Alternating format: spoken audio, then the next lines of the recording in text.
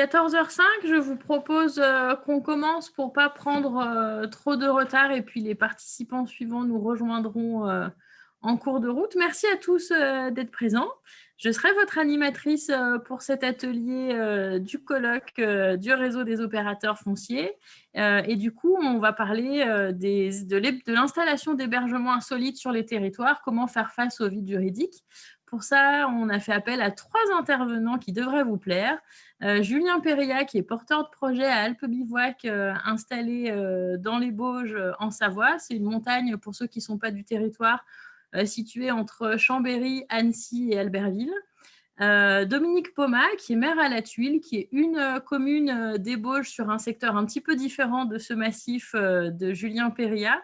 Julien Péria nous parlera en tant que porteur de projet comment il a installé son projet, comment il a trouvé son concept et à quelles difficultés il a été confronté en tant que porteur de projet. Dominique Poma a accueilli des hébergements insolites sur sa collectivité. Il nous expliquera comment ça s'est passé, quelles négociations il a dû mettre en œuvre notamment avec l'Interco, comment il a pu modifier son PLU. Et puis, Luc Fournier, qui travaille à la DDT 73, nous apportera un éclairage plus juridique sur ces questions-là, sur dans quelle case un peu on peut placer ces hébergements insolites. En fonction du type d'hébergement insolite, on verra qu'ils ne sont pas toujours traités de la même manière. Et puis, Luc Fournier nous expliquera notamment comment l'État peut jouer un rôle de facilitateur et d'accompagnement auprès des porteurs de projets et des collectivités sur cette question-là. Du coup, on va commencer par Julien qui va nous faire une petite présentation pendant un quart d'heure. À chaque fois, sentez-vous tout à fait libre de poser des questions dans la partie conversation de ce Zoom. Et c'est Franck Godin qui travaille à l'EPFL de la Savoie qui sera animateur de cette partie-là et qui nous partagera les différentes questions que vous posez. L'idée, c'est que ce soit le plus interactif possible. On est contraint de le faire en visio plutôt qu'en présentiel, comme vous avez l'habitude que ce soit fait. Mais vraiment, n'hésitez pas à échanger, à participer. Les intervenants sont là pour répondre à vos questions. Du coup, Julien, je vous propose de commencer, s'il vous plaît. Oui, bonjour à tous. Merci de m'accueillir aujourd'hui. Je pense que le sujet aujourd'hui est plutôt intéressant. Donc, moi, je vais parler vraiment en tant qu'entrepreneur qui a porté un projet atypique et insolite sur un territoire. Donc, moi, je m'appelle Julien Péria et je suis le gérant et fondateur de la société Alpes Bivouac. Cette société a 12 ans. Et Alpes Bivouac, c'est une agence événementielle spécialisée dans les activités de pleine nature, notamment dans les hébergements insolites. On propose une activité de bivouac via des prestations packagées sur la station du Semnoz, qui est une station de proximité au-dessus de la ville d'Annecy. La station du Semnoz a une particularité, c'est que ce territoire est géré par une agglomération. Il a été géré pendant des années par un syndicat intercommunal. Et maintenant, cette station est gérée par l'agglomération d'Annecy. Donc, moi, en tant que professionnel de la montagne, j'ai commencé sur ce territoire en tant que pisteur et moniteur sur la station.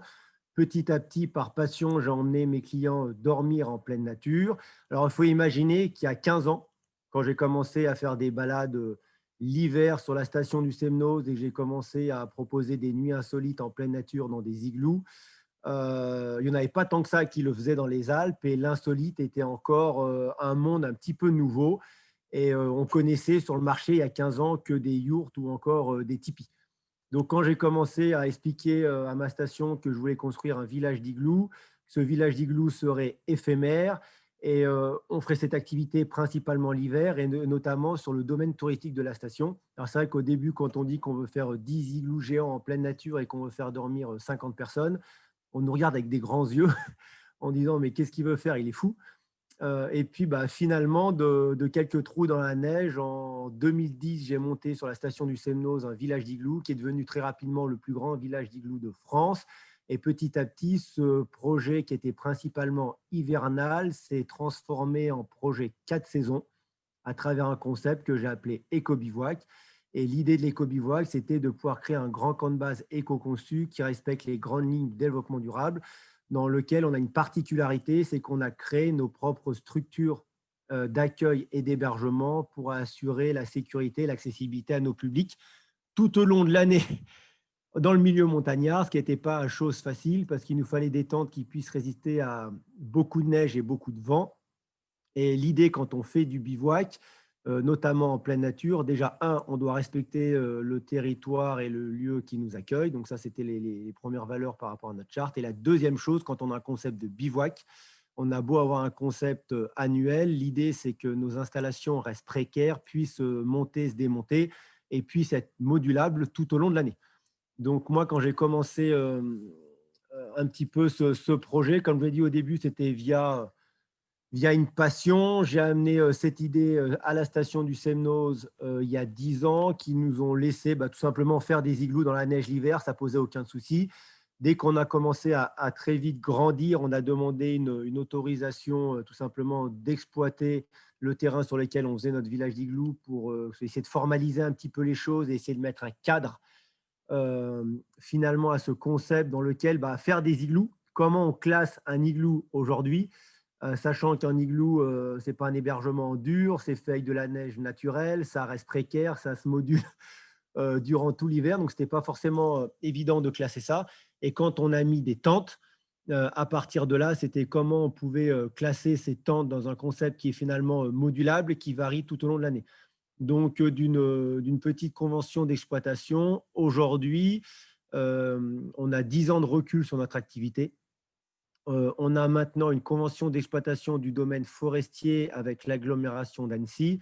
C'est une convention de 3 ans, donc plutôt précaire, de très courte durée, qui ne nous permet pas, nous, en tant qu'entreprise, de se projeter, bien loin, parce que tout ce qui est investissement ou encore tout simplement embauche est toujours un petit peu compliqué. Donc, nous, on a appris à vivre avec cette difficulté. Sachant que demain, étant sur un territoire public, on n'est pas chez nous, hein, on peut très bien nous mettre à la porte. Donc, c'est toute la difficulté de notre concept. Bon, après 10 ans, on a quand même réussi à pérenniser les choses, sachant que notre concept qui est nature et plutôt qui a une tendance d'un tourisme durable et responsable et dans l'air du temps. Maintenant, on brasse 5 à 6 000 personnes sur la station. On a des retombées économiques plutôt importantes sur la station. On crée de l'emploi, on crée des retombées économiques. Donc, il y a un vrai partenariat, on va dire, entre le service public ou nous-mêmes, société privée. Ça marche très bien comme ça. Mais c'est vrai que le point faible d'un projet comme le mien, déjà, n'étant pas chez moi et ayant en plus un bail de 3 ans, c'est plutôt précaire pour voir l'avenir. Aujourd'hui, le Covid se rajoute à tout ça, qui fait que la situation est encore plus particulière. Alors, vendons du bivouac en pleine nature. Mon métier depuis 10 ans, c'est anticiper l'impossible pour assurer la sécurité de mes clients par toutes conditions météorologiques. Sincèrement, ce n'est pas toujours évident. Donc, quel va être l'avenir pour nous demain? En tout cas, dans tout ce qui est atypique, insolite, comme nous, on pourrait se poser la question. Je pense qu'il y a une renégociation de notre contrat qui va avoir lieu pour nous dans 1 an et demi, où je pense que post-Covid, on va essayer de renégocier pour demander un peu plus que ce soit un petit peu plus assoupli pour nous permettre de pouvoir se projeter dans un peu plus d'années que 3 ans pour amortir un petit peu les pertes qu'on a depuis 6 mois. Donc voilà. Voilà nous où on en est aujourd'hui. Il faut savoir qu'avant le Covid, en mars 2000, on est quoi? Quelle année? En mars 2020, on était 7. Maintenant, on n'est plus que 2 dans l'entreprise. Voilà.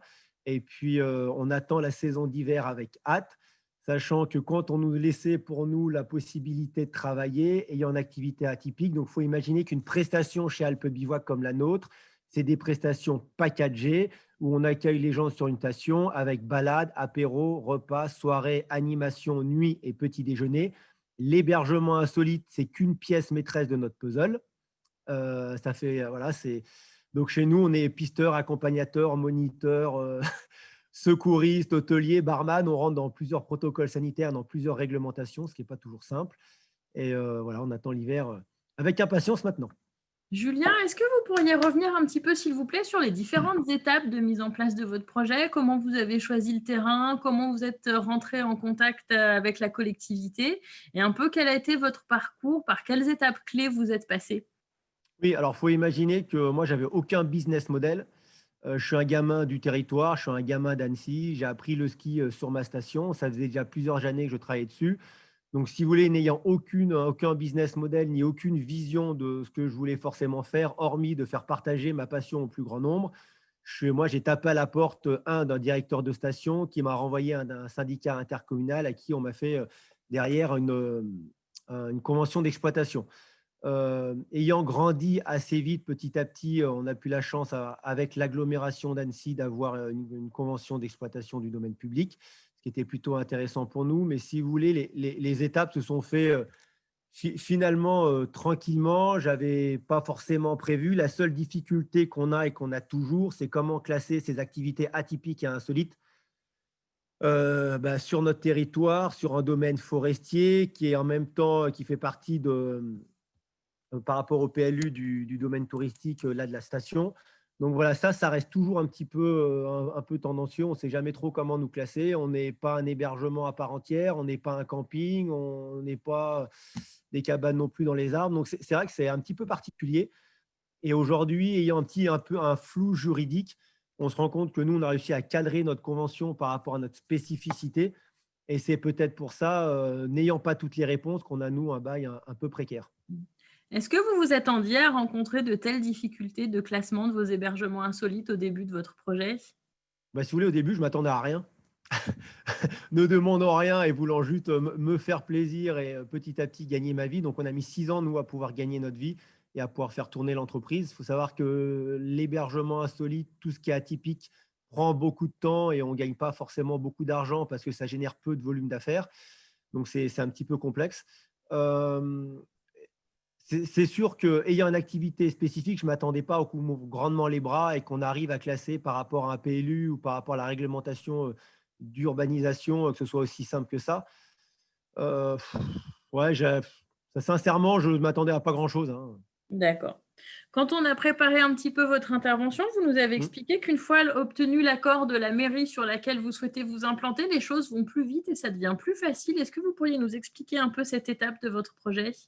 Je pense encore une fois que quand on a un projet commercial où l'idée c'est de raisonner avec le territoire et amener un projet bienveillant qui mette en valeur ce territoire, euh, je pense que c'est toujours plus facile de travailler en partenariat que travailler tout seul dans son coin sur un terrain privé. Donc, c'est sûr qu'à partir de là, quand le territoire nous accepte et voit d'un bon œil justement l'aspect économique du projet, c'est sûr qu'avançant à deux, main dans la main, encore une fois, c'est un vrai travail de partenariat entre le service public et nous, aux sociétés privées, c'est beaucoup plus facile. Je pense que si j'avais été sur un terrain privé, j'aurais un raisonnement un peu plus pas égoïste, mais en tout cas ne travaillant tout seul dans mon coin. Peut-être que là, je me serais battu un peu plus avec l'urbanisme, le PLU, savoir comment classer mes habitations, dans quelle catégorie, ça aurait été un petit peu moins évident. Là, travaillant sur un terrain public et le territoire voulant un projet comme celui-ci aussi pour se valoriser, hein, c'est vrai que c'est un peu plus facile. D'accord. Ça a deux, voilà, ça a des bons et mauvais côtés. Voilà. Ok. Vous nous parlez aussi de questions d'assurance pour pouvoir accueillir du public? Oui, tout à fait. Donc, il faut savoir, c'est comme on a du mal à nous classer dans notre activité et qu'en plus, on a une activité de pleine nature où on a 1001 activités. On fait de la balade, on fait de la raquette à neige, on fait du challenge, on fait de la luge. Les gens mangent chez nous, peuvent se restaurer chez nous, peuvent dormir chez nous. Donc, il faut savoir que nous, on a une ribambelle d'assurance. Mais on se rend compte que la finalité repose quand même évidemment sur la responsabilité évidemment du chef d'entreprise, mais notamment sur notre responsabilité de guide accompagnateur en montagne, où quand on commence à amener du public en pleine nature se balader dans un concept de bivouac, et qui prend la définition du bivouac et de l'hébergement finalement plutôt précaire, la responsabilité du guide est importante. Donc, nous, on a plusieurs assurances, des assurances de responsabilité civile, évidemment, en tant qu'accompagnateur, une responsabilité de prestataire de services, des assurances en tant que produit packagé touristique. Donc, ça nous permet de nous couvrir dans divers domaines. Mais encore une fois, je pense qu'on a 1001 assurances parce que nous, ayant du mal à nous classer, on doit, nous, demain, pouvoir anticiper encore une fois l'impossible. Et demain, si on a le moindre problème, on doit pouvoir s'expliquer. Et c'est pour ça qu'on a mis en place des protocoles chez nous d'hygiène, de sécurité, que j'ai mis en place sur… J'ai pris différents types de domaines d'activité. J'ai fait mon propre protocole pour que demain, je puisse m'expliquer s'il y a le moindre souci dans notre camp de base. D'accord. Donc, avec des protocoles plus exigeants que dans des hébergements plus classiques, type gîte, chambre d'hôte, hôtel, etc., du coup? Ouais, moi, je pense qu'aujourd'hui, pour un concept de bivouac, qui est un concept précaire, hein, emmener monsieur et madame Enfin, monsieur, même tout le monde, dormir en pleine nature dans des tentes, c'est finalement quelque chose de précaire. Mais finalement, si on gratte un petit peu le vernis, on reste dans la prestation un hébergement en tant que tel, où on accueille, il y a un bar, il y a un restaurant, il y a un hébergement. Les gens vivent sur le camp pendant une dizaine d'heures et puis repartent le lendemain matin. Donc, ça veut dire qu'on doit assurer aussi bien l'hygiène pour la restauration, assurer des protocoles sur la sécurité, l'évacuation, des plans A, des plans B. Enfin bon, bref, on doit penser à tout et à l'impossible. En pleine nature, demain, un arbre peut tomber, on peut avoir 1 mètre de chute de neige. Ce n'est pas aussi simple que pousser la porte d'un hôtel ou d'un restaurant. Donc, effectivement, j'ai poussé mon protocole hygiène ou sécurité un petit peu à l'extrême pour pouvoir anticiper l'impossible et demain, surtout me prévenir du moindre risque, quoi. Et former aussi mon personnel vis-à-vis de ça, quoi. D'accord. Sur le plan vraiment foncier et financier, quelles sont les conditions de réussite, d'après vous, d'un projet d'installation d'hébergement insolite? Alors déjà, les conditions de réussite, déjà c'est pouvoir laisser la chance à une société de pouvoir déjà pouvoir faire ce qu'il veut sur le territoire. Déjà, c'est une première chance. La deuxième, je pense, c'est lui laisser un temps d'installation. Nous, la chance qu'on a eue par rapport à notre convention d'exploitation, c'est qu'on a eu des premières années où on n'a pas eu, si vous voulez, de redevance ou de loyer tout simplement sur le territoire. Ça nous a permis les premières années, quand on dégageait pas de bénéfices et que notre boîte était plutôt endettée, de pouvoir tester le concept, de pouvoir le faire moduler pour trouver à un moment donné un point d'équilibre. Et quand on a pu trouver ce point d'équilibre par rapport au volume d'affaires, là, on a intégré un loyer, tout simplement, que maintenant on encaisse très, très bien. Alors, très bien, c'est encore un paradoxe parce que travaillant encore en pleine nature, nous, notre business model fluctue en fonction des conditions météorologiques. Il y a de la neige, il n'y a pas de neige, il fait beau, il ne fait pas beau. On travaille principalement le week-end avec les particuliers. Si, comme dans des périodes comme aujourd'hui, on n'a plus d'entreprise en semaine, eh ben, on n'a plus aucune rentrée d'argent. Il faut savoir que nous, là, post-Covid, quand on a rouvert l'été ou encore cet automne, on travaille 1 jour par semaine. On peut travailler que le samedi soir, n'ayant plus de particulier d'entreprise la semaine, c'est très compliqué. Donc, quand vous rentrez 1500 euros de chiffre d'affaires par semaine, ça ne fait pas lourd derrière pour payer et faire tourner la boutique. Donc voilà, alors déjà, je pense que la bonne chose, c'est quand on nous a accueillis, c'est qu'on nous a laissé le temps de grandir. Et une fois qu'on avait grandi et qu'on avait trouvé un point d'équilibre, effectivement, comme toute entreprise, à qui on met à disposition, que ce soit un local ou un terrain, on se doit de payer un loyer. Donc ça, c'est déjà une première chose. Et la chose qui est intéressante, et je pense qu'il y a un point de réussite, c'est qu'on a demandé dans notre convention d'exploitation de renégocier le bail quasiment, alors pas 1 an à l'avance, mais je crois que c'est 6 ou 9 mois à l'avance, qui nous permet soit d'anticiper notre sortie, soit d'anticiper, de faire moduler le bail par rapport, nous aussi, à notre activité.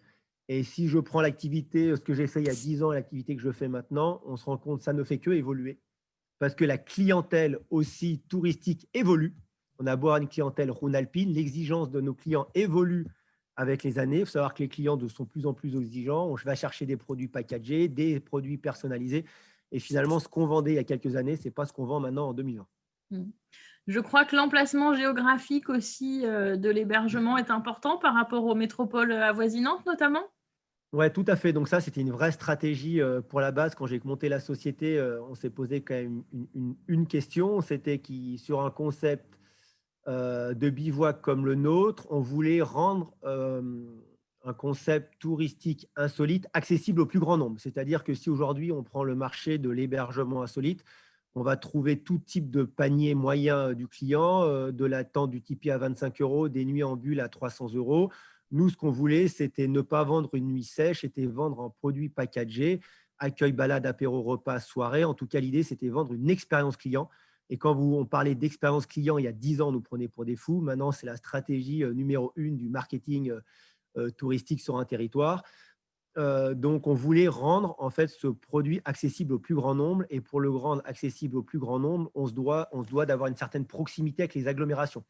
Parce qu'à un moment donné, si on veut avoir un coût produit intéressant, il faut qu'on puisse brasser du monde, il faut qu'on puisse avoir le maximum de remplissage sur nos peu de jours d'ouverture. Donc, c'est ce qu'on a réussi à faire parce qu'on est au pied d'une agglomération. Annecy commence à être une belle agglomération. On a 2 heures de Lyon.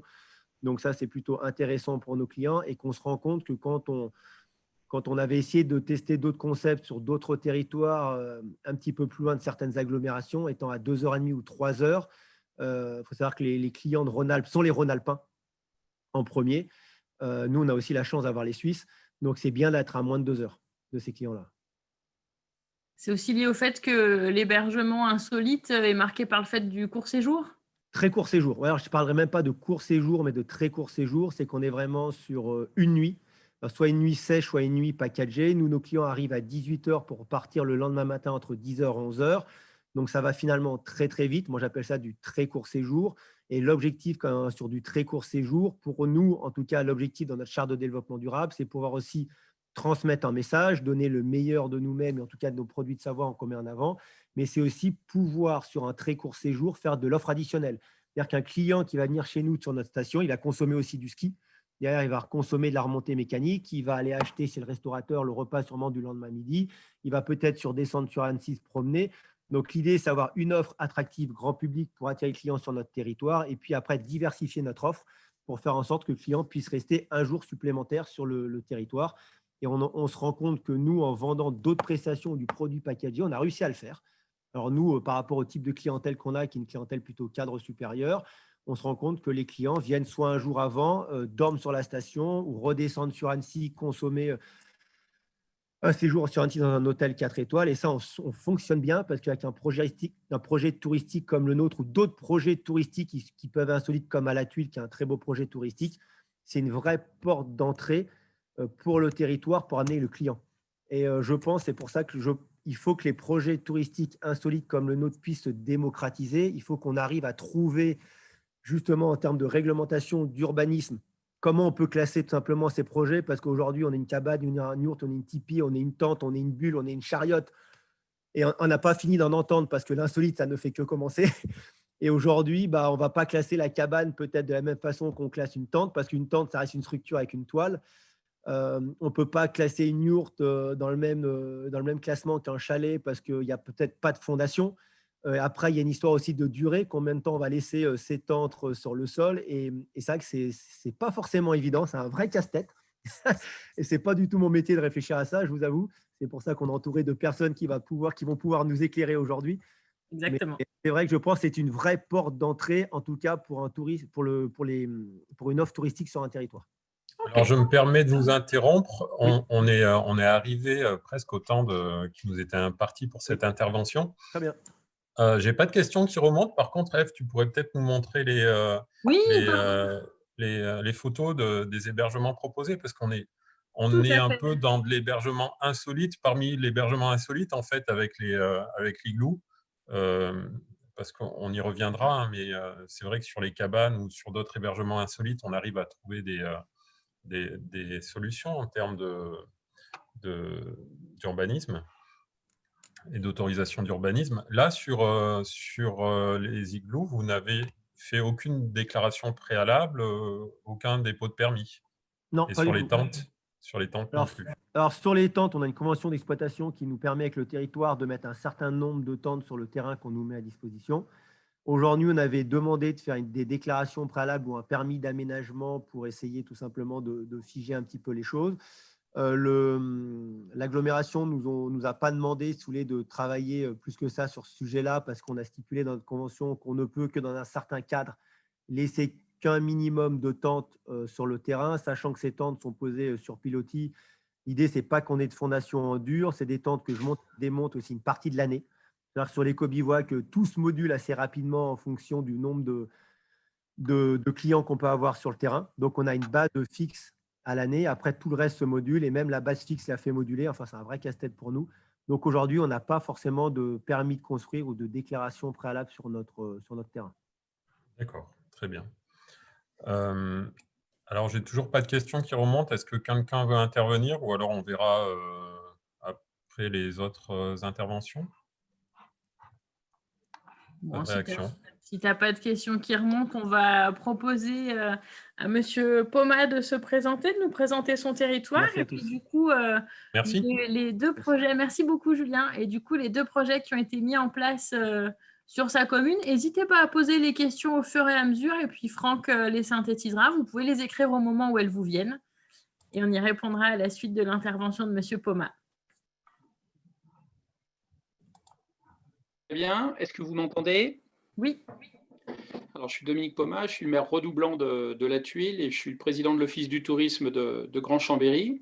Je suis hébergeur aussi depuis plus d'une quinzaine d'années dans une ancienne auberge, parce que le tourisme change de forme, hein. Donc, avant, on avait 2 auberges autour d'un petit lac qui est à 30 minutes au-dessus de Chambéry. Donc, nous aussi, hein, c'est moins important que la proximité Annecy-le-Semnoz. On a une grosse agglo qui est juste en dessous. Et il y a toujours eu du tourisme autour du lac de la Tuile. Simplement, il a beaucoup changé de forme. Et si je dois présenter donc les cabanes perchées qui ont été installées en 2015 sur la commune de la Tuile, on a dû d'abord trouver un terrain. J'ai dû obtenir l'accord du conseil municipal, ce qui n'est pas toujours le plus simple, et puis des voisins immédiats.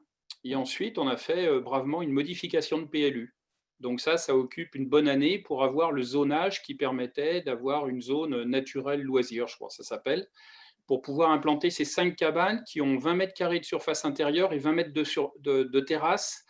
Et ils ont fait des bains nordiques dedans. Et ça, c'est une part du succès. Et on a, comme l'intervenant précédent, hein, qui a vraiment un beau projet, une belle réalisation plutôt, c'est plus un projet. On a aussi des clients lyonnais et suisses. Nous, le client de base dans une cabane, c'est monsieur qui fait une surprise à madame ou un couple avec de jeunes enfants. C'est 200 € la nuitée. Donc, c'est pas tout le monde, mais dans la commune, on est passé de 30 à 80 lits touristiques. Donc, on a des hébergements dont le nôtre, par exemple, c'est 200 € la semaine. C'est des niveaux de confort assez différents, donc il y a de la place pour tout le monde. Ces cabanes, ce qui nous a bien occupé, à part la modification de PLU, et heureusement que les porteurs de projets étaient excellents, c'est ce qui fait le succès de l'opération. Ils ont quand même engagé 400 000 € et comme vous, Monsieur Péria, je crois qu'ils ont gagné de l'argent la 5e ou la 6e année. Donc, il faut avoir quand même les reins assez solides, hein, pour tenir et être accompagné par les banques, ce qui actuellement ne serait sûrement pas passé. Ils emploient, ce qui était le critère majeur pour nous, ils emploient 3 personnes en plus d'eux-mêmes, hein, parce que c'est du très court séjour nous aussi. Les gens restent 1 nuit, 2 nuits maximum. Toilettes sèches, photovoltaïque, le petit déjeuner avec des produits locaux menés dans un panier en osier. Donc, il y a une personne qui fait que les lessives pour les 5 cabanes et puis 2 personnes qui font l'accueil et le ménage. Donc, c'est une industrie de main-d'œuvre. Et puis, nous, comme on a sauvé l'école par les cheveux, le prestataire cantine, hein, qui est local aussi, il fait aussi les repas et les paniers petit déjeuner pour ces 5 cabanes. Donc, nous, c'était vraiment c'est de l'emploi et de l'économie locale, ce tourisme. Parce que la commune que vous m'aviez demandé de présenter, c'est simplement 350 habitants à 850 mètres d'altitude et sur 1800 hectares. Donc, on a 6 hectares chacun, on n'est pas serré. Et il y a 14 hameaux, donc l'habitat est très, très dispersé et on voudrait arrêter de voir dans le temps 100 personnes descendre travailler tous les jours à Chambéry puis avoir de plus en plus d'emplois locaux. Donc, on a 5-6 agriculteurs qu'on arrive à maintenir et puis le développement nous se fait à travers le tourisme, en sachant qu'on doit maîtriser ces zones qui sont très fragiles parce qu'autour du lac, par exemple, j'ai 125 places de parking et à la sortie du confinement, on avait 500 voitures. On en avait partout, dans les prés, sur les routes. Donc, moi, la difficulté, l'été prochain, après qu'on ait mis une petite barrière pour devenir un village piéton, c'est comment est-ce qu'on va maîtriser ce flux. Donc, c'est une vraie difficulté. Pour revenir sur les cabanes, une fois que le zonage a été fait, il a fallu se battre avec l'agglo, effectivement, qui ne voulait pas monter l'eau. Donc, on a obtenu un raccordement de type agricole sur un petit château d'eau qui est juste à côté. Ensuite, il a mis les surpresseurs qui allaient bien. Il a mis ses panneaux photovoltaïques, il a fait sa zone d'épandage. Donc, voilà, il faut avoir un bon porteur de projet parce que même avec le soutien de la mairie, ça occupe quand même, ça occupe pas mal, hein. Quoi vous dire d'autre? Je sens que je vais être relancé. Est-ce que vous pouvez nous préciser le montage juridique financier que vous avez Alors, obtenu? ce sont les porteurs de projet qui jouent avec leurs sous. Nous, on leur fait une location, effectivement, qui est très modique, hein. C'est 100 € par mois. Donc, je suis assez critiqué sur le montant modique de ce loyer, mais c'est 5 emplois locaux. Donc, c'est ça le critère, hein, qui est important. Donc, ils ont joué avec leurs sous. On leur a fait un bail qu'on a rédigé avec le locataire, qu'on a fait relire par un notaire. Donc, juridiquement aussi, il faut quand même se blinder. Puis, on a défini des règles de bonne conduite qui sont dans ce bail sur les accès, sur les déchets, où est-ce que les clients vont se garer. Parce que la tentation est de mettre la voiture juste en dessous de la cabane, ce qu'on ne veut absolument pas. Donc, et puis, on a fait, pour économiser un petit peu, ce n'est pas qu'un détail, on n'a pas fait borner le terrain qu'on leur loue, parce que là, on en avait, c'était une parcelle de 63 000 m². On a fait un document d'arpentage qui a suffi pour leur faire une location sur 9 000 m². Donc voilà, c'est une suite de petits détails. Et la première fois qu'on accueille un hébergement insolite sur sa commune, eh ben, comme il n'y a rien de calibré, ben, on invente tout, quoi. Quel type de bail on fait? On lui a fait un bail de 30 ans, considérant qu'il fallait, comme vous l'avez évoqué, bah, lui donner de la sécurité aussi, hein, et qu'il puisse transmettre les affaires à ses enfants après. Donc on lui a fait un bail qui est assez long, qui est plus long que nos beaux ruraux, de 9 ans, mais je pense qu'avec un bail à 5-10 ans, il n'y allait pas, quoi. Donc comme on avait envie de le promouvoir, ce projet, ben, on lui a donné le temps de réussir. On a veillé aussi, par exemple, à l'emprise que laisserait son projet si ça devait s'arrêter. Ça s'arrêtera probablement un jour. Donc, par cabanes qui sont perchées à 3 mètres de haut, il y a 8 plots ciment qui dépassent de 40 cm. Donc, l'emprise au sol, voilà, on n'a rien bouleversé. C'était un chemin existant et il a aménagé proprement.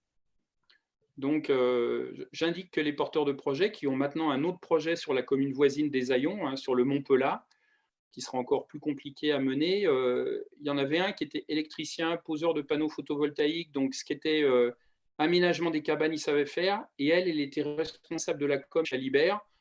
Donc c'est la première fois que je vois un projet sur lequel le site de commercialisation et de réservation est prêt avant les cabanes. Mais c'est vraiment un facteur clé de succès, hein. Si on n'est pas bon en commercialisation, le projet, même si les cabanes sont magnifiques dans un endroit superbe, même si l'accueil est sympa, ça ne marchera pas. Donc, pour un maire, ce qui compte, oui, c'est la qualité du porteur de projet, c'est le critère majeur. Et la confiance que vous lui portez. Absolument. Parce que vous nous expliquiez en préparant cette intervention que ces porteurs de projet avaient mis en place un gîte sur votre commune les années précédentes.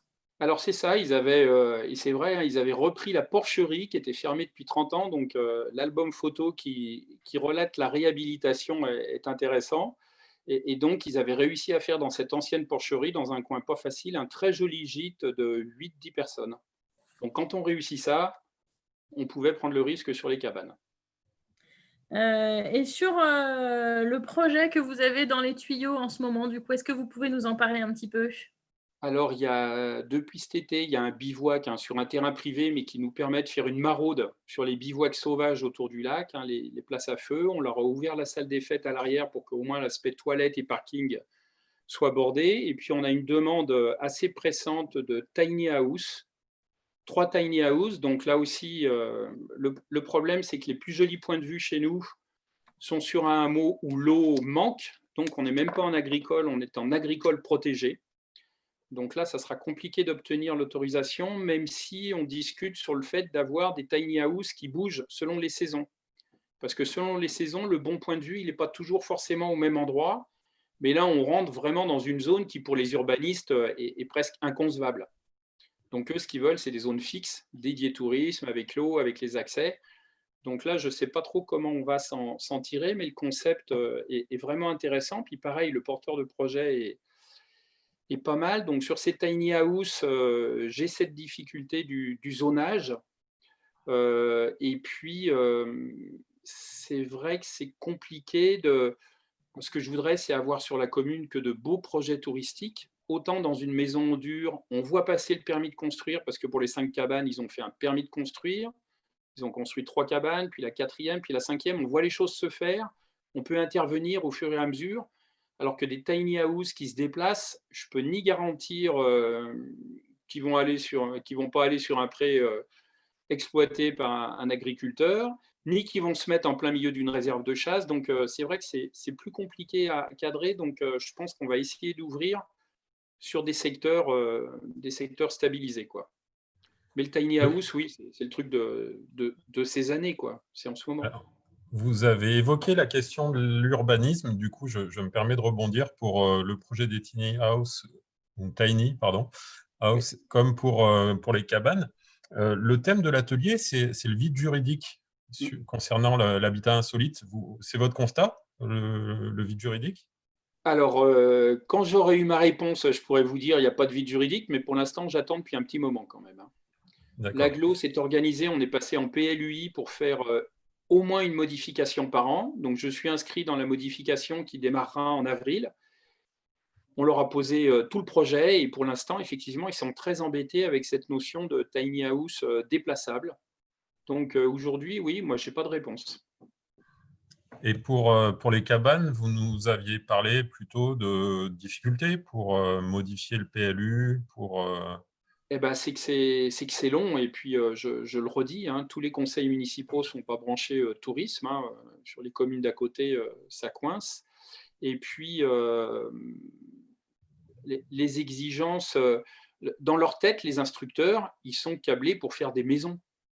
Ils ne sont pas câblés pour faire des choses qui se démontent. Donc, on a beau leur dire, au contraire, on ne laissera pas d'emprise au sol, c'est plus respectueux, bah, tout ce qui est toilettes sèches, l'ancien instructeur sur les cabanes n'imaginait pas du tout qu'on fonctionne avec des toilettes sèches, sans raccordement non plus à l'électricité. Donc, sortir des schémas classiques, se raccorder à une station d'épuration, prendre leur raccordement EDF, l'avis du service des eaux, tout est plus compliqué.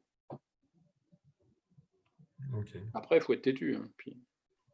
Quels arguments vous leur avez avancés pour les convaincre?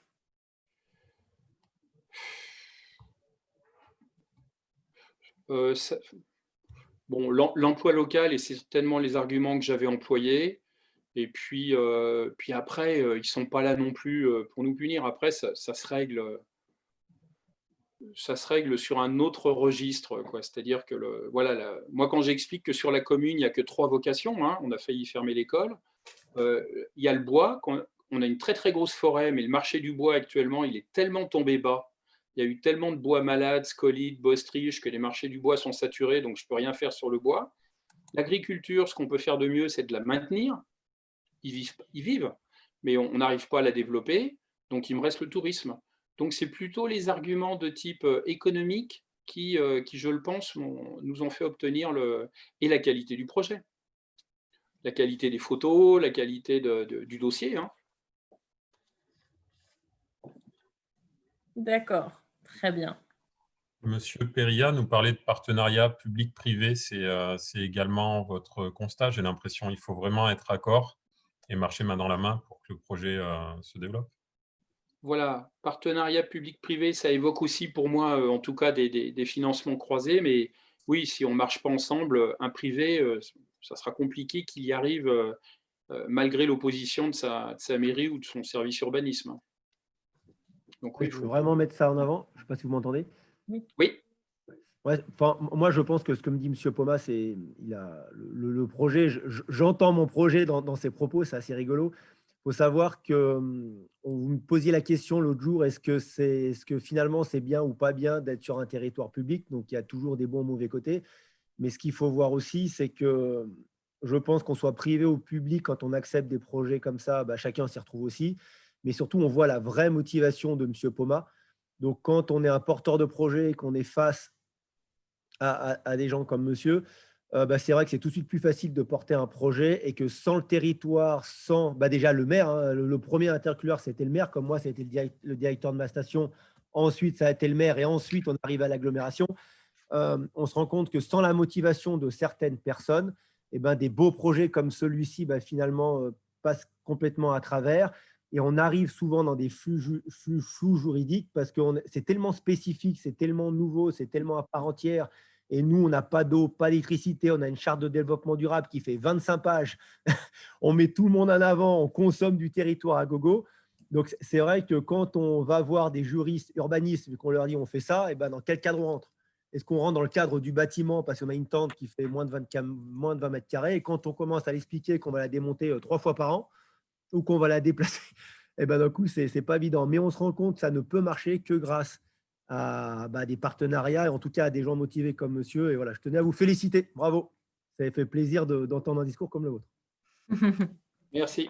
Merci beaucoup à tous les deux. Du coup, on a Nicolas Daillot parmi les participants qui propose de prendre la parole à la suite de monsieur Poma, si ça vous convient, Luc Fournier, pour nous présenter les campings insolites, ce qu'il fait sur les campings insolites. Je vous laisse vous présenter, Oui. nous présenter votre projet.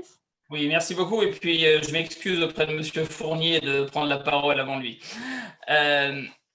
Vous m'entendez là, c'est bon? Oui, très bien. Oui, très bien, très bien. Oui, donc je suis le président de la Fédération nationale de l'hôtellerie plein air, donc je représente les campings, tous les campings, les grands, les petits, les publics, les privés, appartenant à des groupes ou indépendants, littoraux ou pas. Et alors, c'est un peu hors sujet. Ah, voilà, on vous entend plus très bien. Thématique d'aujourd'hui, mais pas plus que ça. Vous ne nous entendez plus? Ça coupe Allô? beaucoup. Je ne sais pas si c'est pareil pour les autres participants, mais moi, j'ai du mal à vous comprendre. Oui. Et là, votre image ne... Alors, peut-être ce que je peux vous proposer, c'est d'essayer de couper votre vidéo. C'est dommage de ne pas vous voir, mais peut-être que le son sera plus fluide. Est-ce que c'est mieux là, du coup? Oui. Non. Oui, c'est bon, on vous entend.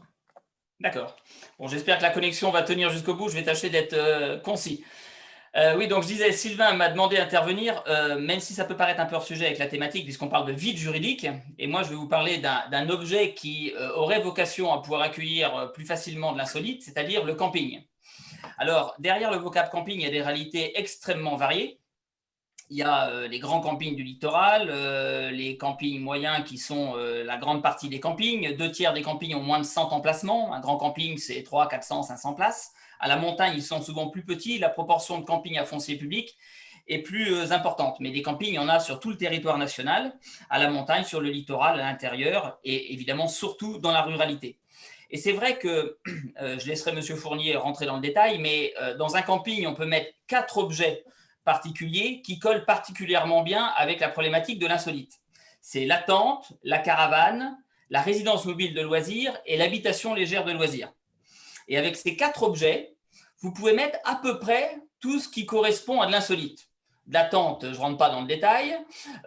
Il peut avoir des chalets avec un peu de toile, sans toile, des tipis, des roulottes, des yourtes. Tout ça va rentrer dans une de ces 4 catégories juridiques. On a une particularité en France, plus qu'aucun autre pays, c'est ce que je disais ce matin, c'est qu'on a beaucoup de campings, plus que nulle part ailleurs. Même au monde, puisqu'il y a seulement les États-Unis qui en ont 2 fois plus que nous, avec un territoire 15 fois plus grand. Et il se trouve que c'est paradoxal, mais il y a à peu près la moitié des campings français qui n'ont quasiment pas d'activité et qui meurent petit à petit d'année en année. On a 7 900 campings qui font 2 700 000 lits touristiques, c'est-à-dire le double de l'hôtellerie. Et on a sur ces 7 900 campings, 3 000 campings qui ont... Je vous entends à nouveau plus, monsieur Daillot. On vous entend très très mal. Ah ouais, vraiment là, c'est pas du tout audible. Au-delà des chiffres, on a compris que le camping pouvait offrir un cadre juridique à l'hébergement insolite. Monsieur Paumat, je me permets de vous poser une question directe. C'est est-ce que les cabanes installées dans votre commune auraient pu rentrer dans un cadre camping? Est-ce que ça correspond à la clientèle que vous recevez aujourd'hui dans votre commune? Alors, le projet, c'était vraiment de mettre les cabanes perchées au-dessus du lac, donc en bordure de forêt, et on ne sait pas y monter en voiture. Il faut que je crée un accès, donc économiquement, on ne savait pas, les campings, c'est quand même du dur, c'est du plat, et les voitures sont à côté des tentes. Et maintenant, ce qui plaît, c'est vraiment l'immersion en pleine nature. Nous, ce qui nous va bien, c'est que les gens soient à pied. Donc, je pense que j'aurais pas su C'est un camping sans voiture, quoi, avec les voitures loin. Donc, on n'avait pas de terrain. On n'a pas de terrain actuellement sur la commune. Pour moi, j'étais président des Gîtes de France. On avait des petits campings vraiment sympas, notamment à Harit, des emplacements, des aires naturelles de loisirs avec 6 emplacements. Et là, effectivement, on pourrait le mettre, mais c'est quand même développé avec de la vue où tout le monde peut se voir, avec des WC en dur. Donc, moi, je pense que ça ne correspond pas aux besoins de tourisme immersif et pleine nature, comme le bivouac ou ce genre de choses. Vous parliez aussi d'une clientèle sur ces cabanes qui est complètement différente que celle que vous aviez jusque-là dans la commune. Complètement. Donc, avec des CSP+, on peut le dire, si on veut partir sur des acronymes. Une exigence plus forte et puis d'autres moyens, oui. D'accord, merci. Du coup, si ça vous convient, je propose qu'on passe à l'intervention de Luc Fournier pour respecter un petit peu les délais qui sont impartis. Est-ce qu'il y a d'autres questions, Franck, qui sont apparues? Est-ce que Monsieur Daillot, c'est bon pour vous? Mais je ne vous entends plus, je ne vous vois plus non plus. Alors, Il y a dû avoir un souci de connexion, je pense. effectivement, je ne le vois plus non plus. J'ai un commentaire d'une personne qui nous dit que c'est très difficile de créer un camping aujourd'hui en France. Ce matin, en plénière, M. Daillot disait qu'on perdait quasiment 1000 campings par an en France. Donc, c'est vrai que peut-être que l'habitat insolite peut aider les campings à stopper cette hémorragie. Mais je n'ai pas d'autres questions sur ce sujet. Très bien, merci. Pour M. Poma, éventuellement, je n'en ai pas non plus. Très bien. Et bah, du coup, je vous propose, Luc, qu'on passe à votre intervention. Du coup, l'idée, c'était de vous entendre un petit peu sur votre regard juridique. Comment techniquement, vous accompagnez les collectivités pour mettre en place leurs projets? Quelle est la position de l'État vis-à-vis de cet hébergement insolite? Est-ce que d'après vous, il y a effectivement un vide juridique? Comment vous traitez la question? D'accord. Bon, tout d'abord, je vais me présenter. Donc, Luc Fournier, je suis le chef du service planification et aménagement des territoires à la DDT de Savoie. Donc, la DDT, pour ceux qui ne connaissent pas, c'est la direction départementale des territoires, donc service déconcentré de l'État, avec 3 rôles. On a un premier rôle qui est un rôle d'opérateur, puisqu'on a parlé quand même pas mal d'autorisation d'urbanisme. La DDT continue à instruire pour le compte des collectivités.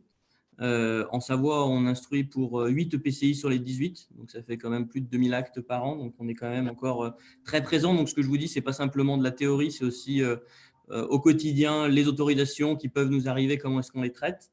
Un rôle un peu plus régalien, vous connaissez assez plus traditionnellement pour l'État. En effet, c'est de s'assurer que les procédures sont vraiment dans un cadre qui est celui du Code de l'urbanisme, tout ça en lien avec le contrôle de légalité, parce que c'est vrai qu'on a entendu pas mal d'expérimentation, de pratique. Après, on a quand même toujours un cadre et c'est là où on attend l'État, parce que paradoxalement, c'est souvent auprès de l'État que les gens envoient des courriers. Enfin, ils en envoient aussi au maire, hein, bien entendu, mais ils envoient aussi également des courriers à l'État pour s'assurer que tout ce qui est bien fait est bien conforme à la réglementation. Et puis, un troisième rôle qui nous tient particulièrement à cœur en Savoie, qui est celui de conseil et d'accompagnateur, notamment sur tous ces projets. Notre rôle, c'est vraiment d'accompagner les collectivités, les porteurs de projets, justement, pour avoir aussi bien une planification d'ensemble à long terme que également une aide ponctuelle sur des autorisations ciblées. Vous m'avez parlé d'habitat insolite. En Savoie, ce n'est pas quelque chose de nouveau pour nous. Je dirais qu'on a beaucoup de questions autour de ce sujet qui est de plus en plus important. En tout cas, c'est revenu dans plusieurs interventions. Paradoxalement, on a beaucoup de questions, mais on a moins de projets qui sont déposés parce qu'en effet, alors je ne sais pas si c'est un vide juridique ou un trop-plein juridique, mais j'y reviendrai par la suite. On a toujours un petit peu de calage au moment où on commence à regarder le PLU concrètement. On a des projets, on a des questions, puis on commence à regarder comment ça peut se passer concrètement sur le territoire et ça devient un peu plus compliqué. En tout cas, nous, on a accompagné plusieurs projets sur le territoire et on a eu la chance, en tout cas, de voir plusieurs projets aboutir en Savoie et ce dont on se félicite. En termes de positionnement de l'État, parce que c'est un petit peu la question que vous me posiez aussi initialement, on est sur un État facilitateur aux côtés des élus sur tous les projets économiques. Je dirais qu'en Savoie, on a une grosse activité économique liée au tourisme. Donc, bien entendu, tous ces hébergements insolites font partie de l'activité économique du département. Notre rôle, c'est de les accompagner et de faire en sorte que ça continue à bien se porter. Mais bien entendu, comme vous l'avez évoqué, on est aussi garant des grands équilibres, justement, pour s'assurer que les politiques publiques que l'on porte sont également bien respectées. Donc, c'est tout le côté ardu de la tâche qui nous incombe. J'ai dit facilitateur. En fait, il y a 3 niveaux de réglementation qui sont à prendre en considération. La première, c'est tout le cadre national, législatif et réglementaire. On l'a évoqué rapidement. Il y a des communes peut-être qui sont encore en RNU. En Savoie, nous, ce qui nous intéresse énormément, c'est la loi montagne. Dans la mesure où on a presque l'intégralité du département qui est concerné par la loi montagne. Et dans ces cas-là, l'aménagement touristique doit respecter un certain nombre de principes. Et vous entendrez peut-être parler, pour ceux qui sont plus familiers avec la loi montagne, tout ce qui est unité touristique nouvelle. Donc, on a ces procédures qui sont particulières. On a également de la loi littorale. Donc, j'ai aussi des collègues qui sont… Et nous, en Savoie, on a la loi littorale parce qu'on a également le lac du Bourget, mais je pense aussi à la Haute-Savoie qui a le lac d'Annecy. Et de manière générale, on a quand même une façade maritime qui est très importante en France. Et puis, on a également, on a parlé tout à l'heure un petit peu du code de l'environnement sur tout ce qui est problématique d'assainissement et d'eau potable et le code de l'urbanisme qui viennent chapeauter tout ça. Donc, ça, c'est le premier niveau. Un deuxième niveau qui est plus local, encore une fois, on est dans une logique de décentralisation. Donc, il y a les SCOT, d'une part, et les PLU qui fixent quand même toute une réglementation qui est celle des élus locaux. C'est quel projet de territoire ils veulent avoir et comment est-ce qu'ils cadrent justement ce projet de territoire par rapport aux réalités et aux projets, comme l'a dit monsieur le maire, qu'ils peuvent avoir sur une commune, avec des équilibres économiques, un projet particulier. Et ça, c'est quelque chose de fondamental, en tout cas, dans l'accueil des projets, parce qu'il faut qu'il y ait une adéquation entre le projet communal et le projet de l'opérateur économique. Et puis enfin, le troisième niveau, qui est celui dont je parlais également en introduction, qui est celui des autorisations d'urbanisme. Donc, à un moment ou à un autre, on a cette question qui se pose. L'autorisation d'urbanisme, elle est signée par le maire, encore une fois, donc c'est aussi la responsabilité du maire. Je pense que c'est ce que disait un petit peu M. Poma à demi-mot quand il disait qu'in fine, on trouve des arrangements à ce niveau-là. C'est la responsabilité du maire de signer ou pas une autorisation d'urbanisme et de faire la police qui en découle. Donc, à partir de là, on a toute une réglementation opérationnelle sur laquelle, je vous disais, nous, on est directement concernés dans la mesure où on en instruit au quotidien un peu plus de 2000 par an. Donc, c'est vrai qu'on le voit bien ce que ça peut donner. Tout à l'heure, on a commencé, en tout cas, moi, j'ai apprécié l'intervention de la Fédération nationale de l'hôtellerie de plein air, dans la mesure où, en effet, des outils juridiques, il y en a. Donc, je ne sais pas si on peut parler de vide juridique, en tout cas, le code de l'urbanisme, on peut lui reprocher beaucoup de choses, mais en tout cas, il y a quand même beaucoup de choses qui existent. La question qui peut se poser, c'est de savoir à quoi on raccroche tel ou tel habitat, dans la mesure où ça se veut insolite. Je pense que l'objectif, c'est de sortir un peu du cadre. Donc après, tout l'enjeu, ça va être de savoir à quoi on peut s'apparenter et quels outils on peut utiliser pour donner une visibilité et surtout un caractère durable, parce que c'est ce que disait tout à l'heure Julien, j'ai oublié votre nom de famille, Julien Péria sur la Haute-Savoie. L'idée, c'est quand même d'avoir un projet durable et d'avoir une vision sur plusieurs années quand on fait un investissement. Nous, on est parfaitement conscient que quand il y a un business model et un business plan pour un opérateur économique, il faut qu'il y ait une visibilité à moyen terme, en tout cas, parce que je dirais que la planification n'est plus sur du long terme. En tout cas, pour un opérateur économique, il est clairement sur du court et du moyen terme. L'idée, c'est quand même de lui donner des garanties. Alors, c'est vrai que les outils de l'urbanisme, ils sont également dans le moyen et le long terme et ils prennent un certain nombre de temps pour se mobiliser dans ce cadre-là. Donc, j'ai bien entendu, en effet, je rejoins là-dessus. On peut, sur un terrain aménagé qui est un terrain de camping, on peut s'apparenter à des tentes, on peut avoir des caravanes, on a tout ce qui est HLL, on a tout ce qui est RML. On pourra y revenir si vous avez des questions là-dessus plus précises. En tout cas, ça devient très, très technique et très complexe après derrière, mais des outils, on en a. Maintenant, la question, c'est qu'est-ce qu'on en fait et comment est-ce qu'on adapte ce cadre justement aux réalités des projets. Et c'est tout notre rôle, je dirais, aux côtés des élus, d'arriver un petit peu à donner des clés de décryptage des outils juridiques que l'on peut avoir pour accompagner les élus. Parce que c'est peut-être un dernier sujet que je vais aborder peut-être avant de répondre éventuellement à des questions, mais un document de planification, c'est un outil d'anticipation. C'est quelle vision on a du territoire. Et c'est la difficulté qu'ont les élus quand ils se projettent dans un document d'urbanisation à des échelles qui sont variables. Monsieur le maire, tout à l'heure, parlait du PLU qu'il avait à l'échelle de sa commune. Donc déjà, ce n'est pas facile de se projeter à l'échelle de sa commune. Il a parlé également du PLUI HD de Grand Chambéry maintenant, qui est une autre échelle de planification. L'objectif, c'est de prévoir l'avenir. On n'a pas forcément de boule de cristal, mais c'est de pouvoir constituer un cadre qui est à la fois de l'incitation pour les porteurs de projets qui veulent venir s'installer sur un territoire et qui est également de protection. Et c'est tout cet équilibre entre incitation et protection qu'il faut gérer quand on a des porteurs de projets, parce qu'un document d'urbanisme, c'est à la fois offensif et défensif. C'est-à-dire qu'on essaye de se protéger contre des projets dont on ne voudrait pas, et c'est bien ça ce dont il s'agit une grande partie du temps. Et malheureusement, je dirais qu'on n'arrive pas toujours à anticiper les projets qu'on voudrait porter. Et c'est toute cette contradiction que nous, on essaye d'accompagner au mieux. Et là-dessus, j'avoue que les élus ont une vraie responsabilité là-dessus, mais c'est une vraie difficulté aussi dans l'élaboration de ces documents, de trouver le bon équilibre, justement, entre un cadre contraignant et un cadre qui soit permissif. Et c'est vrai qu'on parle de modification, parce que c'est vrai que peut-être le réflexe que l'on a, c'est de vouloir se protéger au début. Et donc, on donne des règles pour essayer de contraindre un maximum et de pouvoir verrouiller toute l'utilisation qu'on ne voudrait pas avoir du foncier. Et après, on se rend compte qu'on a un bon porteur de projet. Et donc là, on est amené à faire évoluer son document d'urbanisme. Mais c'est vrai que cet aller-retour, on l'a, je dirais, très régulièrement avec les maires, avec les élus en Savoie, parce qu'on a beaucoup de porteurs de projets qui viennent nous voir. Et c'est vrai qu'on a eu peut-être le réflexe d'avoir souvent des documents qui sont assez bordés au départ pour essayer de limiter tout type de dérive. Parce qu'encore une fois, on est peut-être dans un syndrome de protection a priori et après, derrière, on fixe le cadre en fonction du projet et on a du mal à le faire peut-être en anticipation en se disant je veux tel type de projet et je me donne tel type de moyens dans mon document d'urbanisme. Bon, voilà en tout cas la vraie difficulté qu'on peut avoir dans ces documents d'urbanisme et je rejoins à la fois les préoccupations du porteur de projet et du maire. C'est-à-dire que quand on est porteur de projet, qu'on a on a un projet et qu'on arrive vers des élus et qu'après derrière l'État vient pour rappeler, on a un impératif de réponse assez rapidement parce qu'on a un calendrier économique qui est très resserré. Et donc, c'est vrai que nous, on le voit au quotidien, l'échelle temporelle de la planification n'est pas toujours celle de l'opérateur économique. Et c'est vrai que, alors peut-être que ça a fait réagir, mais par moment, le temps permet aussi au porteur de projet de maturer son projet, de le mûrir et de faire en sorte qu'on a des bons projets sur le territoire. Alors, je ne dis pas qu'il faut absolument faire traîner les choses pour arriver à faire mûrir les projets. Après, encore une fois, nous, on essaie d'être réactifs pour avoir des outils en anticipation ou en réaction qui permettent de pouvoir répondre assez vite aux différents projets du territoire. Enfin, voilà, en tout cas, je voulais peut-être finir juste sur un dernier mot peut-être plus positif.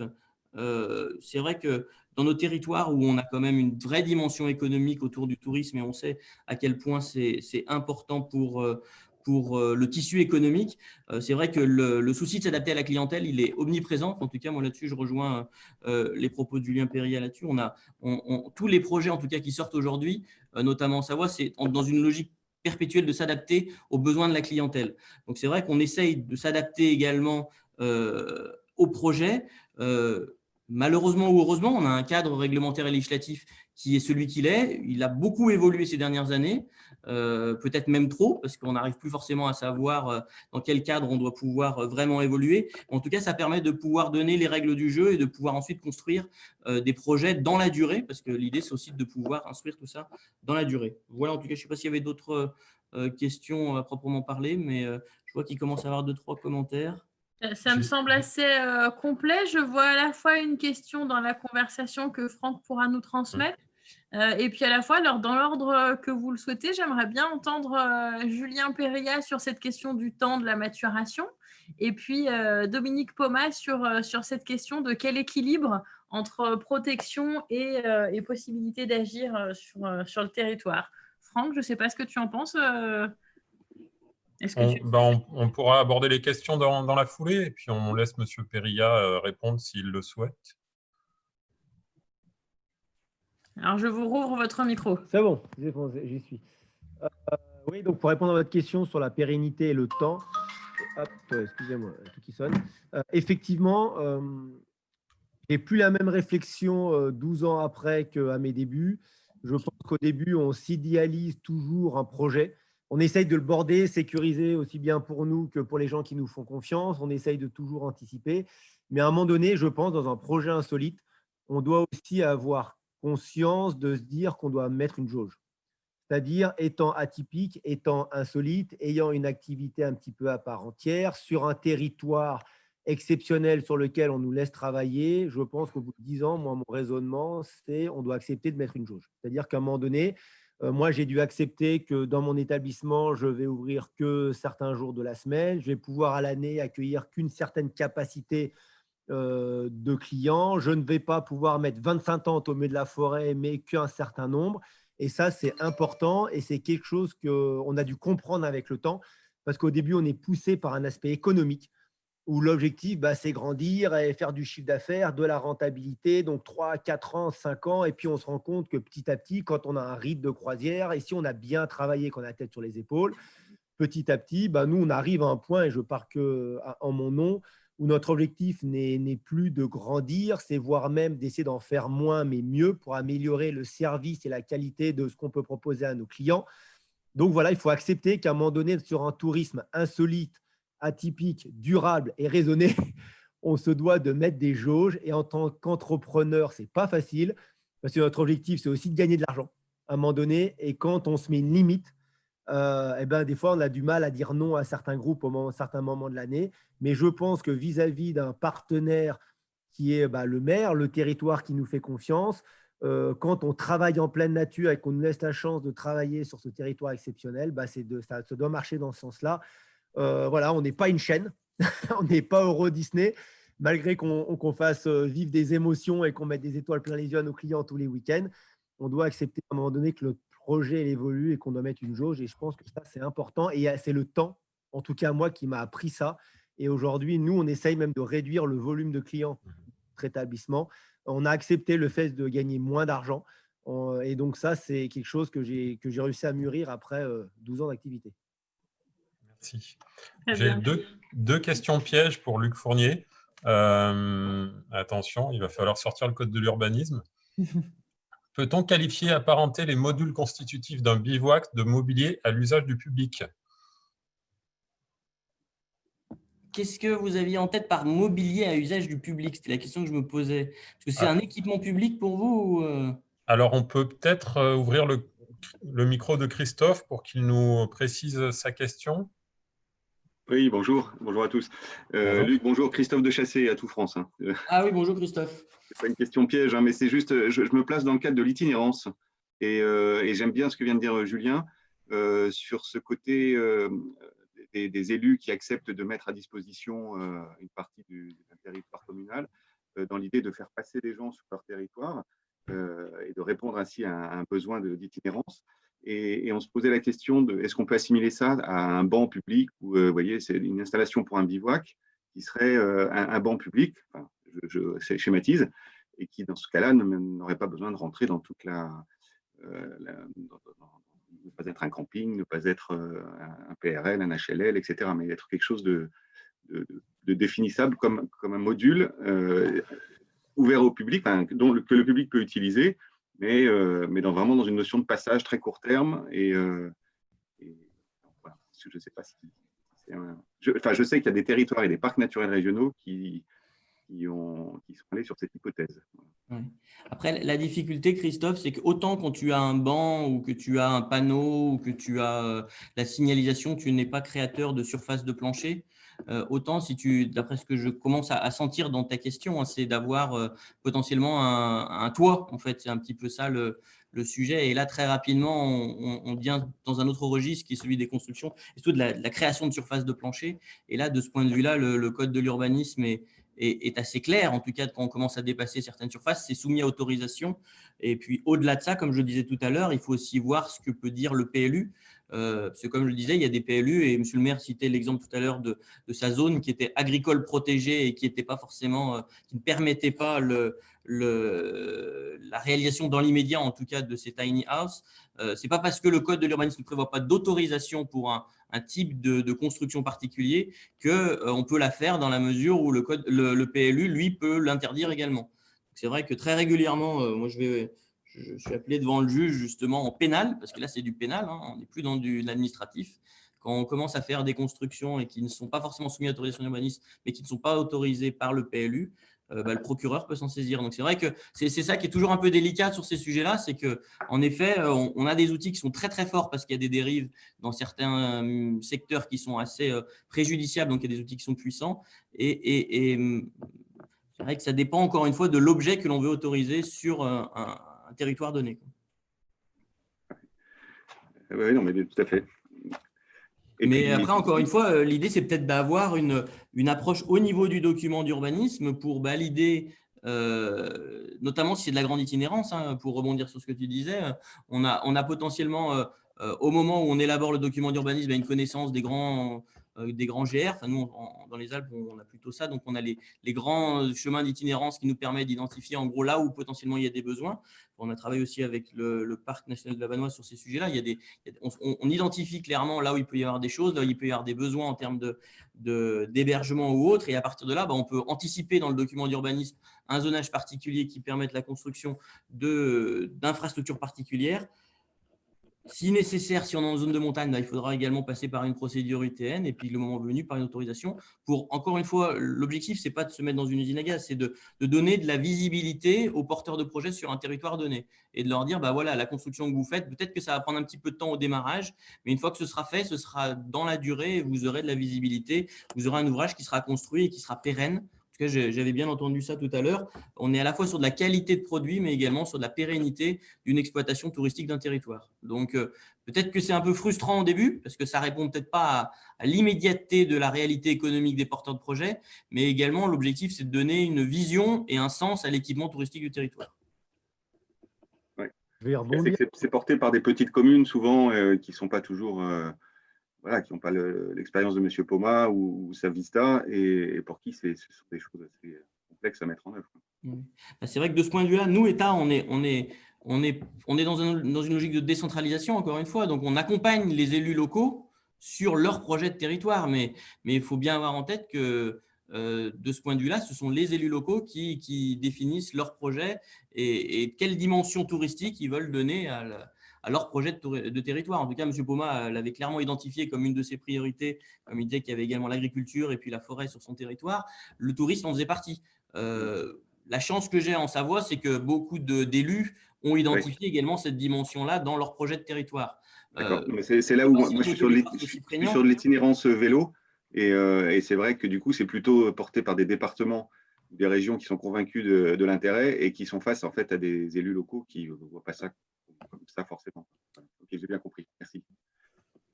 Merci beaucoup. Alors, Julien voulait réagir et puis ensuite, Franck, Alors, Julien, rapidement. Ouais, je fais très rapide, juste pour rebondir sur ce que disait Christophe.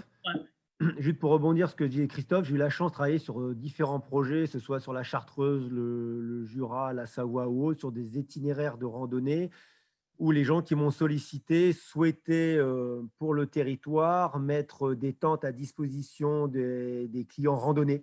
Tout simplement, vous faites un itinéraire de grande randonnée, vous retrouvez sur cet itinéraire de randonnée des refuges, mais vous avez des points intermédiaires où vous pouvez retrouver 2, 3, 4 tentes qui permet en gros de désengorger un petit peu les refuges, permettre une alternative à d'autres clients aussi. Ces tentes sont mises à disposition. Et donc, ma question à M. Fournier, c'est quand on a des projets comme celui-ci, on va créer de la surface de plancher. Clairement, on va mettre, je ne sais pas, 4 tentes de 9 mètres carrés au bord d'un chemin de grande randonnée. Est-ce qu'on peut amener une notion de durée par rapport à la demande qu'on va mettre en place? C'est-à-dire que ces tentes, on va les installer, par exemple, du 15 juin au 15 septembre. Donc, on va être sur 3 mois ou moins de 3 mois. Est-ce que est-ce qu'on peut faire des demandes ou avoir des conventions d'exploitation un petit peu exceptionnelles, justement pour des choses un petit peu sur des durées très courtes? C'était la question qui se posait en préparation aussi avec les tiny house, en se disant tous ces hébergements insolites qui peuvent se déplacer, est-ce qu'ils peuvent être traités comme les logements de bergers en saison? Oui, après, il y a plusieurs niveaux de réponse, mais une partie de la réponse a été aussi apportée. Moi, ça me semble intéressant ce que disait tout à l'heure la Fédération nationale de l'hôtellerie de plein air, de dire que le camping est une manière de répondre à ça. C'est-à-dire qu'on n'a plus une approche par surface de plancher pour chacune des installations qui se fait à titre temporaire, mais on vient dans une logique de terrain aménagé. Et à partir du moment où on est dans une logique de terrain aménagé, là, le code a des dispositions particulières et notamment dispense ce qui est pose de tente, etc., dans la mesure où le cadre lui-même est bordé. Donc, vous voyez, il y a plusieurs solutions qui peuvent être proposées. À partir du moment où vous bordez le cadre, à l'intérieur, vous pouvez peut-être faire ce que vous voulez. Parce que sinon, si vous ne bordez pas le cadre, c'est sûr que dans ces cas-là, la réglementation s'intéresse à ce qui est à l'intérieur. Donc, c'est là où il faut trouver le bon niveau de contrainte. Si vous arrivez à encadrer en effet votre aménagement du foncier par un permis d'aménager ou par une déclaration préalable, après, au sein de ce terrain, vous pouvez avoir de la flexibilité, notamment en matière de tente.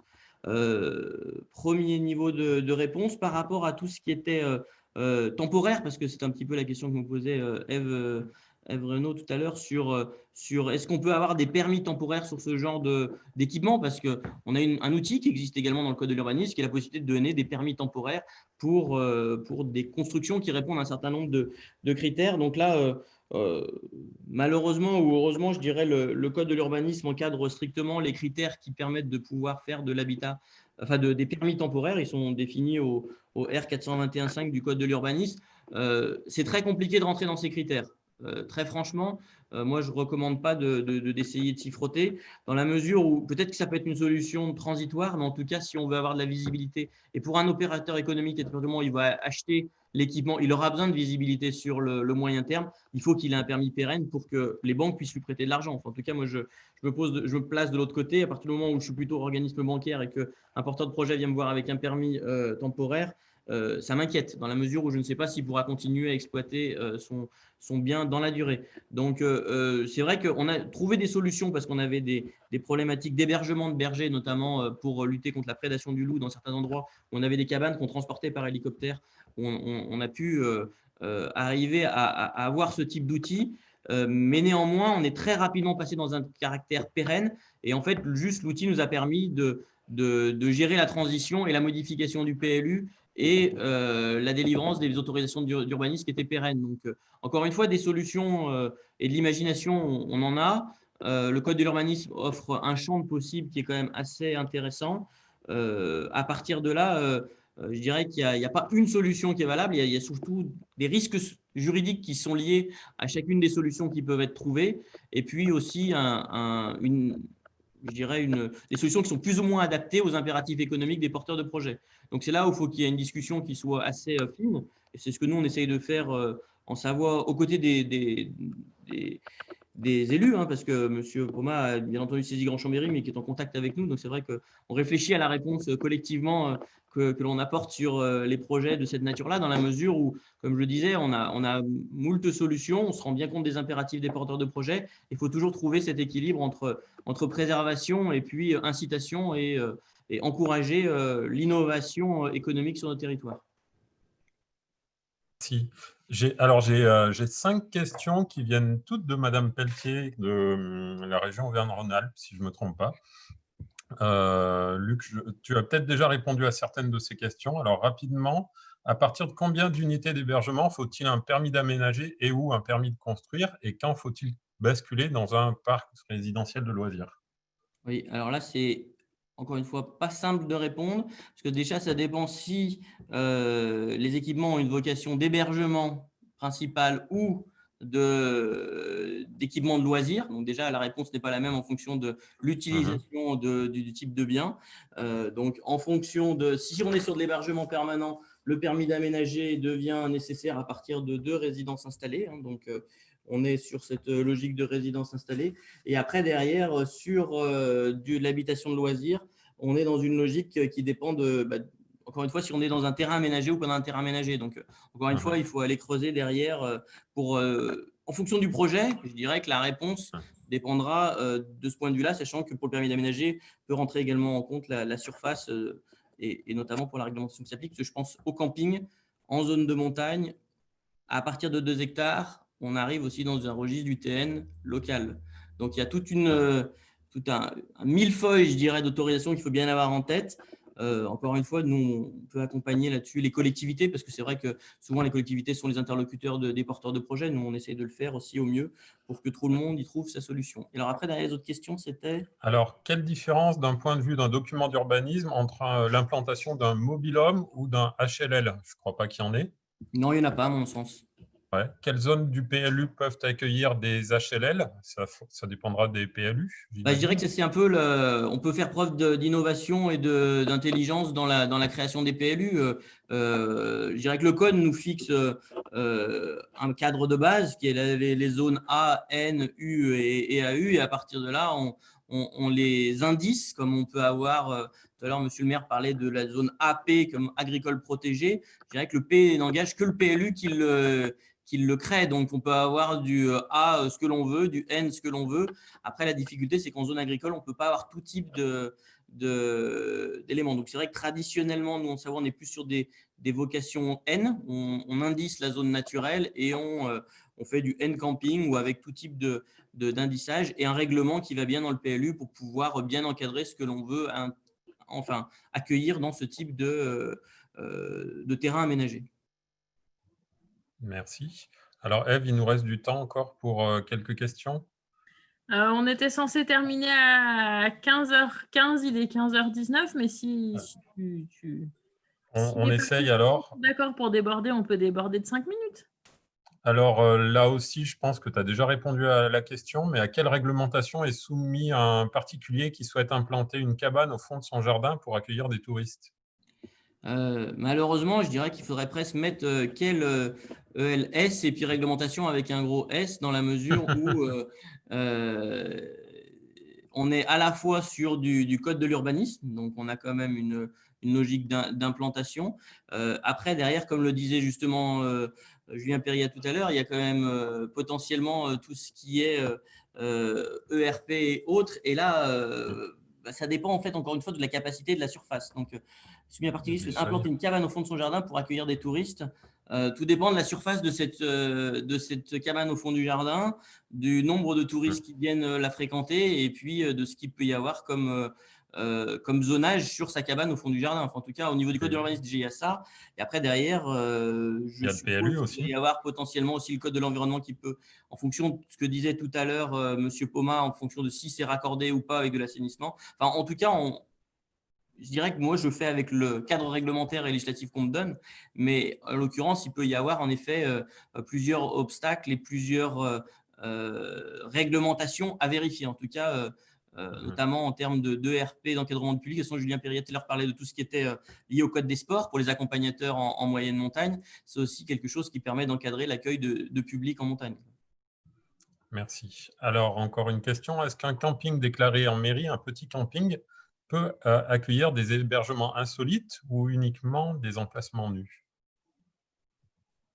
Moi, a priori, je ne vois pas ce qui s'opposerait à des hébergements insolites, si ce n'est en loi montagne, la création de surfaces de plancher. Parce que si le camping initialement a fait bien l'objet d'une UTN, donc en tout cas, moi je parle pour la zone de montagne, hein, à proprement parler, là en tout cas, il y a cette question-là qui peut se poser. Et même de manière générale, hors zone de montagne, il y a quand même une différence entre des emplacements de nid qui ne créent pas forcément de surface de plancher et le reste. Donc ça, encore une fois, il faut le vérifier précisément en fonction du cas, mais de manière générale, il n'y a pas de réponse générale là-dessus. C'est ça qui est un peu compliqué. Donc quand on parlait de vide juridique tout à l'heure, je peux plus m'inscrire en faux par rapport à un vide juridique. Il y a plus une complexité juridique qu'il faut arriver à appréhender et on ne peut pas avoir de réponse toute faite pour tout type de projet. D'accord. C'est vrai que c'est plutôt difficile pour un opérateur national qui voudrait avoir une solution toute faite pour tous ses hébergements en fonction de toutes les communes. Malheureusement pour lui, il faut qu'il ait un traitement particulier en fonction de chaque document d'urbanisme au niveau local. D'accord, merci. Alors, on a une question qui n'en est pas une de Madame Pascale Bartomeuf. On peut peut-être lui ouvrir son micro si elle veut intervenir dans la ligne de Monsieur Daillot, qui a eu un problème de micro tout à l'heure. Voilà, ça y est, je la trouve. Voilà, votre micro est ouvert. Bonjour, donc Pascale Bartemeuf, je suis directrice des affaires juridiques et fiscales de la FNHPA et je travaille donc avec Nicolas Daillot. Donc une très très courte intervention pour dire quand même et rappeler, puisque Nicolas a été interrompu dans la présentation qu'il voulait faire, qu'effectivement le camping avait tout à fait vocation, était le lieu et le cadre juridique touristique presque évident pour accueillir l'hébergement touristique. Alors non pas se limiter au camping, hein, bien sûr, mais vous le rappeliez à l'instant, Monsieur Fournier, alors sous réserve de vérifier un certain nombre de contraintes au niveau de réglementation spécifique, il s'agit de la loi montagne, de la loi littorale, mais également au titre notamment de l'environnement, de sites tels que les sites classés, les espaces remarquables, naturels remarquables, puisque ce n'est pas le vide juridique qu'on a, mais c'est la multiplicité plutôt de réglementation et le croisement et parfois les incohérences entre les différentes réglementations qui posent problème. Les hébergements qu'on appelle atypiques ou insolites trouvent très naturellement leur place dans les campings et plus particulièrement peut-être, enfin du moins avec ce qui avait été relevé comme typologie de clientèle et comme attente, hein, notamment par Julien Perriat, pour ce qu'on appelle les petits campings, qui sont des campings de moins de 60 emplacements, mais qui parfois en comportent même beaucoup moins, qui sont pour la plupart aussi vraiment des campings qu'on va appeler nature, en espace rural, alors montagne, littoral, mais vraiment en ruralité pleinement, des lieux qui peuvent accueillir ces hébergements facilement et qui correspondent à ces critères de nature, de développement durable, de redynamisation aussi des économies locales, hein, puisque souvent situées dans des zones peut-être un petit peu moins attractives sur le plan touristique que des grandes zones, et je pense à certaines bordures littorales. Donc, avec tout type d'hébergement. Je n'insisterai pas et on ne va pas rentrer dans le détail du débat, hein, sur la qualification des hébergements. C'est vrai qu'en plus, fonction du terrain qui porte ces hébergements, le niveau de contrainte réglementaire peut être évolué. Ce qui est permis plus facilement sur un terrain de camping, par exemple, sans autorisation d'urbanisme particulière, peut, quand c'est sur un terrain d'un particulier, par exemple, nécessiter un permis de construire, alors qu'il y aura une réglementation urbanistique plus souple dans un outil juridique déjà défini qu'est le camping. Voilà, hein, c'était une remarque très, très générale et rapide sur le positionnement de l'hôtellerie de plein air dans cette réflexion. Juste une précision pour répondre clairement à la question qui était posée. On ne peut pas mettre des HLL dans les campings qui ont fait simplement l'objet d'une déclaration préalable en mairie. Ça, c'est en tout cas le code là-dessus est précis sur ce point-là. Par contre, si le camping a fait l'objet d'un permis d'aménager, ce que je disais tout à l'heure, si on a pris vraiment la précaution au départ de bien border son camping, dans ces cas-là, pour les installations qui font moins de 35 mètres carrés, on a une dispense de procédure dans ce cadre-là. Donc, c'est pour ça que je disais que tout dépend du cadre dans lequel s'est fait le camping et derrière, quelle typologie de projet on a comme hébergement insolite sur un territoire donné. D'accord. Merci. Ève, je te laisse conclure. On est bon pour les questions. Et ben merci à tous les participants et à tous les intervenants pour leur contribution. Je vous fais une conclusion spontanée des quelques notes que j'ai pu prendre. J'ai noté l'importance, pour commencer, d'une bonne relation de confiance entre le porteur de projet et la collectivité sur laquelle il souhaite s'installer pour faciliter les choses. J'ai retenu de l'intervention de Dominique Poma qui nous a témoigné que la première fois qu'on souhaite installer de l'hébergement insolite sur son territoire, il faut inventer. Il faut inventer pour trouver des solutions adaptées au territoire. Ça fait le parallèle un peu avec ce que nous disait Luc Fournier sur le fait qu'il faut regarder chaque document d'urbanisme. Il ne peut pas y avoir une solution générale par type d'hébergement, mais ça dépend vraiment du territoire sur lequel il souhaite s'implanter.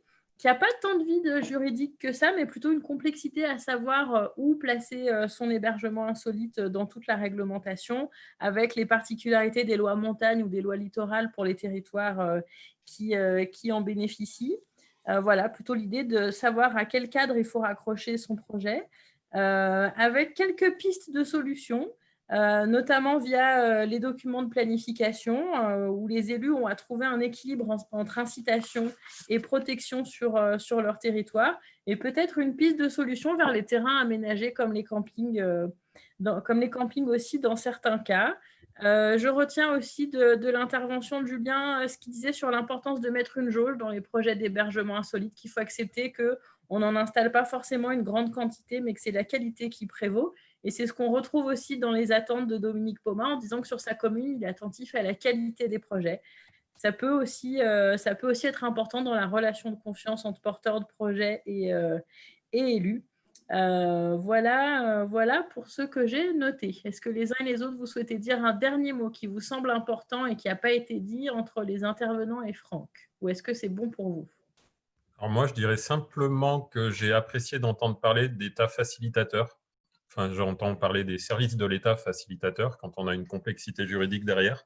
C'est important d'avoir ces services qui nous soutiennent. Et je ne ferai pas plus long. Alors moi, très rapidement, j'aurais aimé indiquer que pour les tiny house, s'agissant d'emplacement temporaire, je me demande si je ne devrais pas reprendre le projet sous l'angle air naturel, qui n'est pas très, très contraignant, qu'on peut laisser vide à certaines saisons ou accueillir avec 2-3 tiny house selon les saisons. Et puis, pour les campings, le problème, c'est la densité. Des caravanes qui sont pratiquement à touche-touche pendant l'été, c'est pas ça du tout que recherchent les gens, et les emplacements aussi trop près des trop près des habitations ou trop près des routes. Ce que les gens attendent, c'est vraiment l'immersion et l'isolement.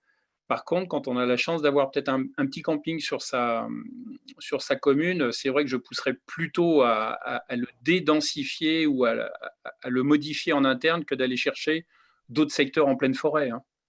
Mais je pense qu'il y a maintenant une inadéquation entre les campings traditionnels qui sont relativement denses et assez pas assez isolés par rapport au goût actuel. Merci beaucoup pour ces compléments. Et ben, je vous propose de nous arrêter là.